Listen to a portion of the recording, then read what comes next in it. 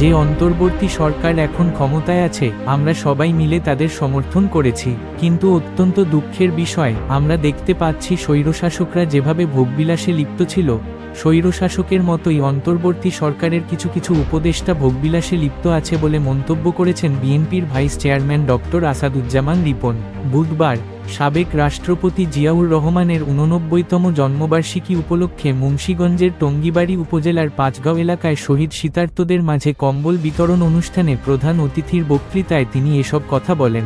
আসাদুজ্জামান রিপন বলেন, আমরা যেটা মনে করি, অন্তর্বর্তী সরকারের লোকেরা এভাবে যদি ভোগবিলাসে লিপ্ত হয় তাহলে সংস্কারের যে এজেন্ডা, সংস্কারের যে লক্ষ্য, সেখান থেকে সরকার পিছিয়ে পড়বে। এজন্য যেসব উপদেষ্টা ভোগবিলাসে লিপ্ত তাদের অতি বিলম্বে উপদেষ্টা পরিষদ থেকে বাদ দেওয়ার জন্য প্রধান উপদেষ্টা ডক্টর মুহাম্মদ ইউনূসের প্রতি আহ্বান জানাচ্ছি এবং দ্রুত সময়ের মধ্যে সংস্কারের কার্যক্রম শেষ করে জাতীয় নির্বাচনের আয়োজনের কথা বলছি। তা না হলে দেশ একটি গভীর সংকটের মধ্যে পড়ে যাবে এবং জাতীয় নিরাপত্তা সংকটের মধ্যে পড়বে।